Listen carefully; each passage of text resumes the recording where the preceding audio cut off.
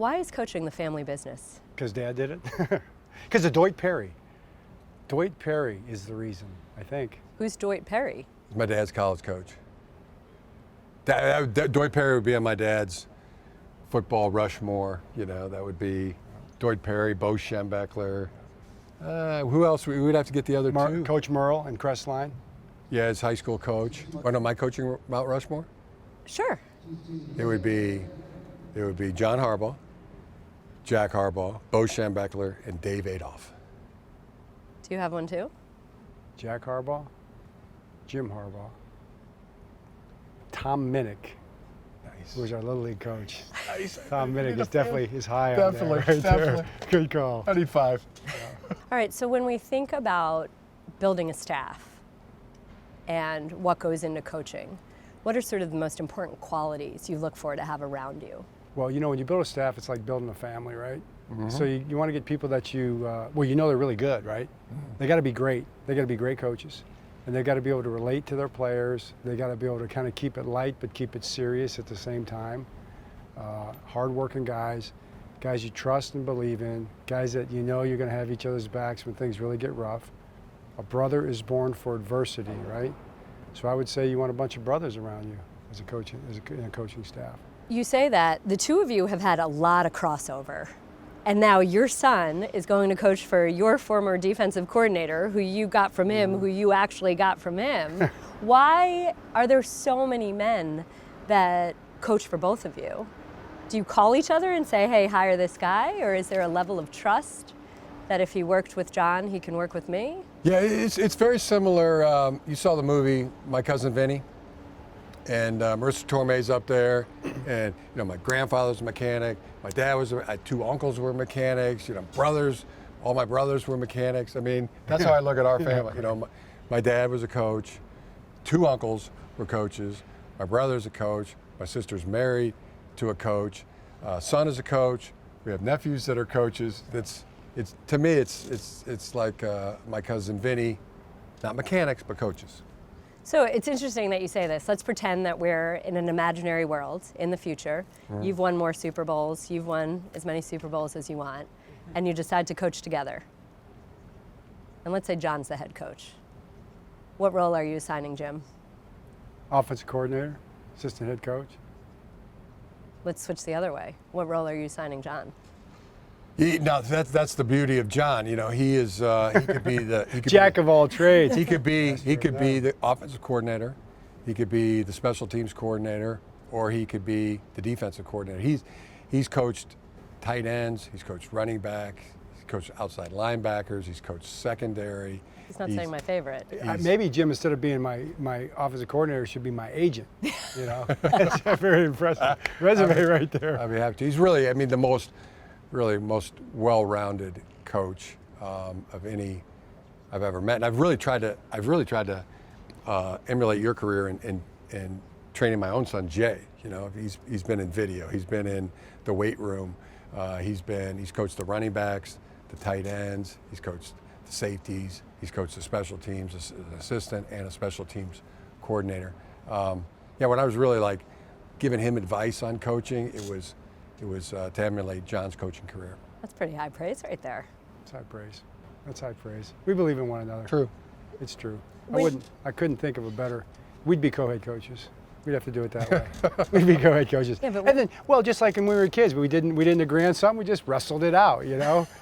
Although, you know, I don't know. The last time we wrestled, he took me down, and we haven't wrestled since. So he's got the last pin.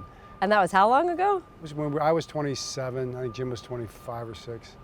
I don't remember. I mostly remember like there's typical brother stuff. I mean, you know, okay, we got one candy bar. We're going to split this candy bar. I mean, there's rules in place. You know, one person splits it, and the other person gets to choose. Yeah, he says that. But before that, when we did it was take a bite of the candy bar. No, we got to that. We evolved to that. But what we used to do would be the candy bar, and you'd say, "Can I have a bite of that?" And we'd like, okay, and you put your hand on it, because if you just gave him the candy bar to take a bite, you'd have a bite left. Right. Or I would have a bite. It's either way. So we'd put our finger right there, and they'd say, okay, here's your bite. Just take your bite. We should have had candy bars. Right? Well, actually, I mean, how about just yesterday? Just yesterday, we go to Chick-fil-A. I get a sandwich. That's right. You get a sandwich. Dad gets a sandwich. My son Jack had already eaten 12 nuggets, so And fries.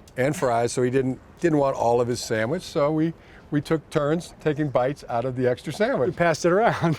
I saved you a spot. You don't bite over no, another man's you bite. don't overbite. You don't overbite. You got to have a clean bite. Okay, so this leads me to two different directions. We'll start with this one. You are so fortunate that you have each other and your dad, that this is the family business. But when you think about mentorship in general, why would you advise young coaches, find someone you can trust, find someone that you can have this sort of rapport with? Yeah, it would be the same thing. I mean, coaches to me should be like players. I mean, what coaches expect from their players, they should aspire to the same thing. I mean, with a player, the advice is, find somebody that's really taking care of their business, really doing things right, and watch them, study them, and then emulate them, copy them, and then try to go make them proud of you.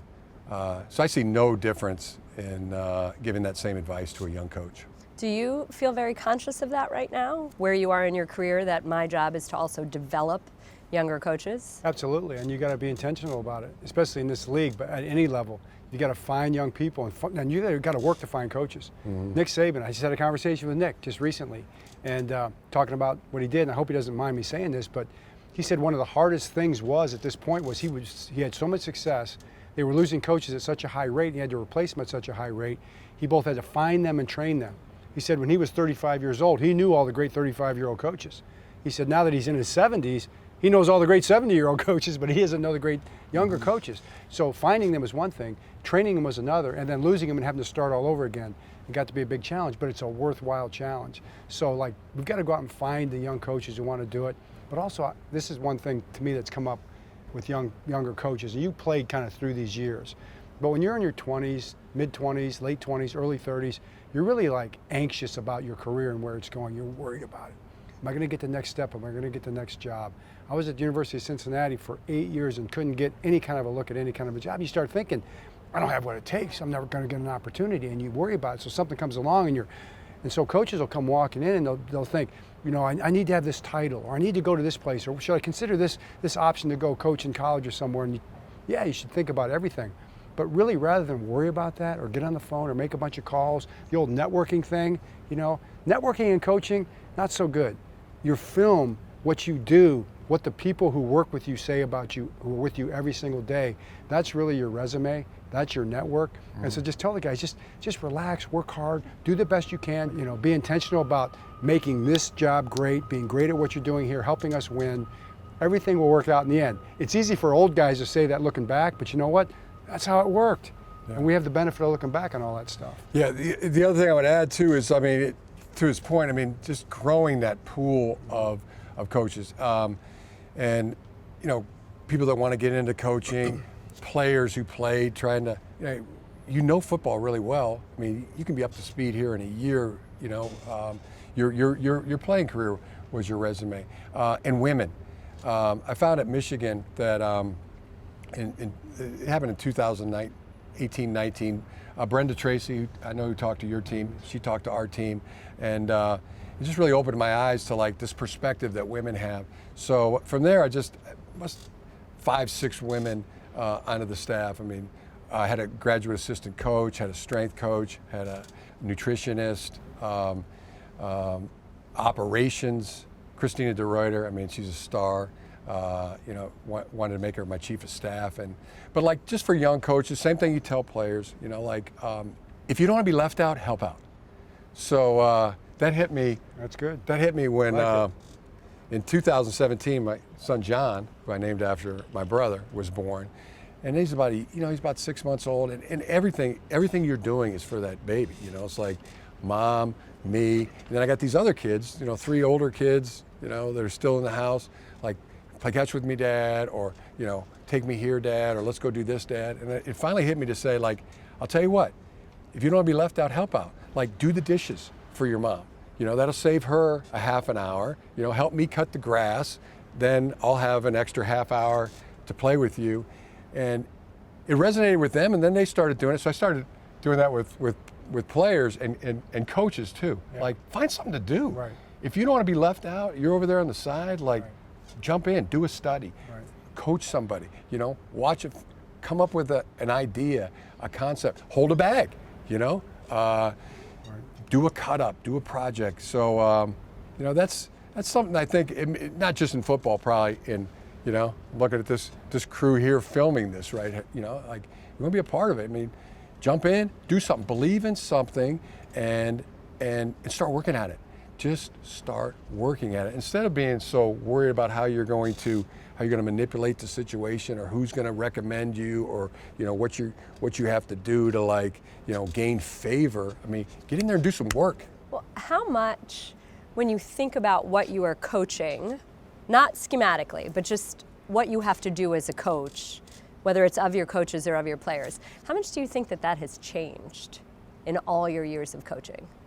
Is coaching today very different than it was when you were at the University of Cincinnati? I personally, maybe Jim would feel differently. Jim played, so he's seen it from both sides for longer. To me, yeah, I think some things have changed, like the way the game is played, how much you practice, sometimes in the way coaches relate to one another, but I would say fundamentally no, because people really haven't changed. And this generation is really awesome. This generation is an amazing generation. They know more, they're smarter, they have a better big picture, worldly view of things. They understand how to relate to one another in different kind of better ways. And I think so we've had to do a really good job as coaches of just kind of keeping up with just the idea that you can be better as a coach. You can't just roll it out there and just say, I'm the coach, so do as I say. But I don't know that it was really ever like that. People talk about Vince Lombardi, then I read about Vince Lombardi and I read about the relationships he had with his players, and how he cared about his players and their families, how he had them over to his house, all those different kind of things that we grew up with. I mean, Dad would have his players to our house every Thursday night with their wives or their girlfriends. If they had kids, they'd be at the house. And we're looking up at these guys, and they're our heroes, the Derek Howards of the world, those guys that are still in our lives today, you know.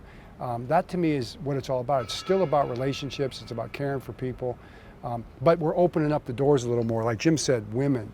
That's a whole pool of talent out there that is available to coach sports.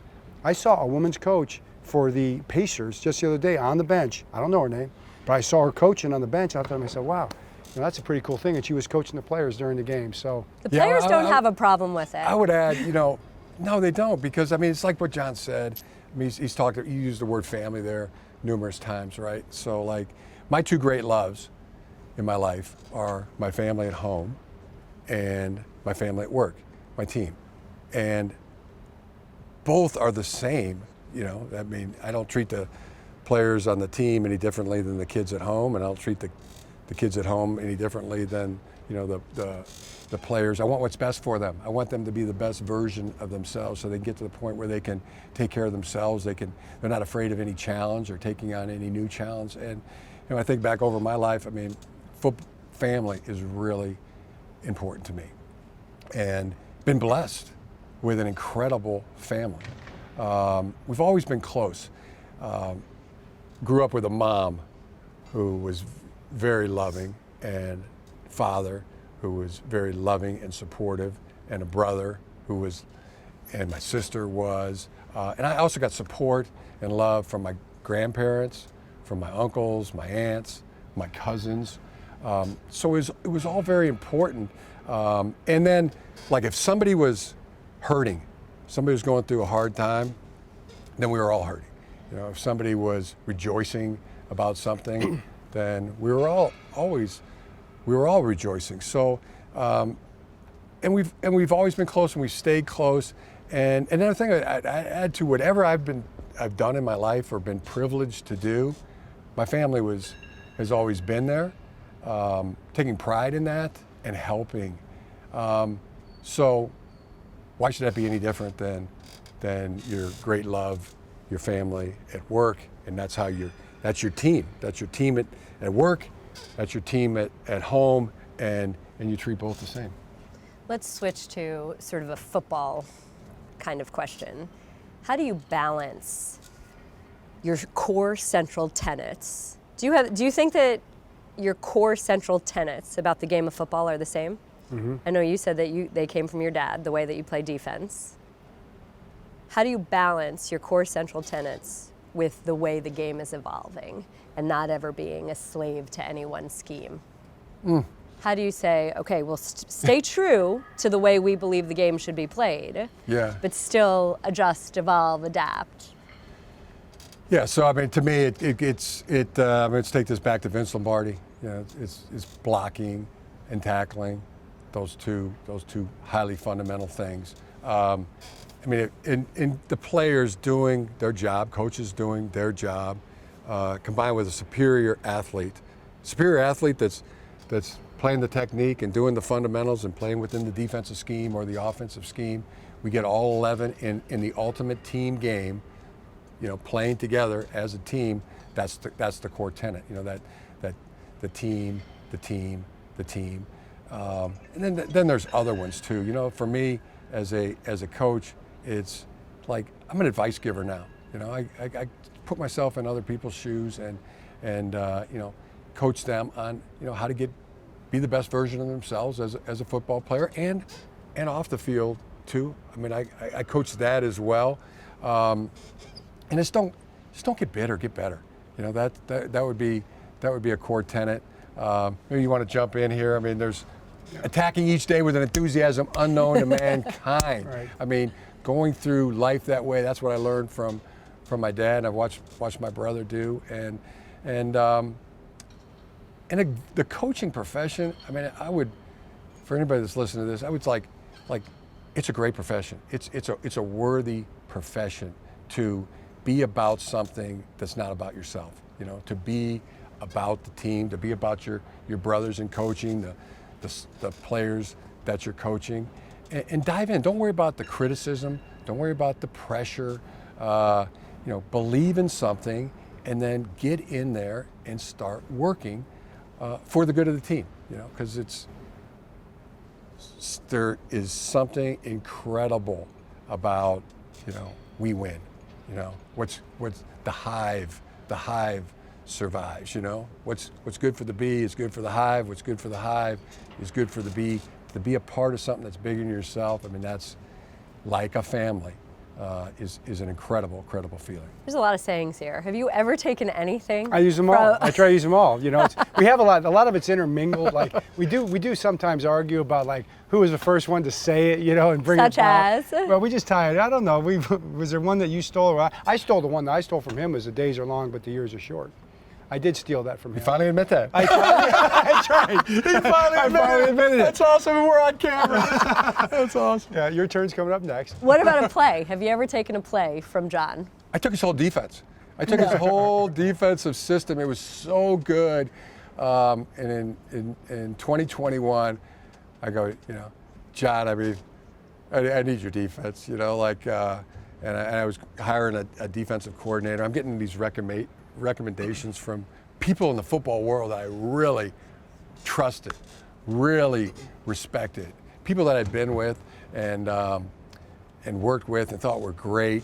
And my brother said, "Yeah, I got two guys. I mean, you should really do the Ravens defense. You know, myself and I think Wink and some other guys. I mean, you put it together, you know, from the. So what does that look like? Did you go from like do film sessions together? Did you? Yeah, and I talked to him. I said, you know, and he said, recommend two guys, Mike McDonald and Jesse Minter.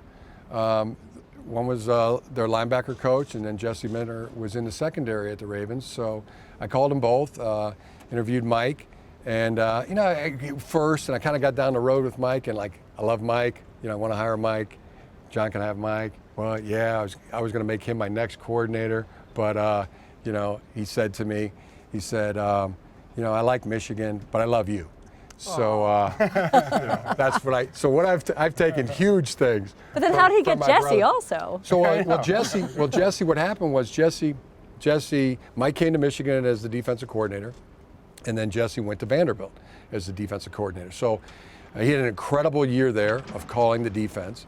So when the season ended, we had a great year in 2021, won the Big Ten championship, beat Ohio State, go to the CFP. John calls me up and says, "Hey, I need Mike McDonald back." That's true. He's like, "Is that okay?" I go, "Yeah, I mean, you gave it to me, so," you know.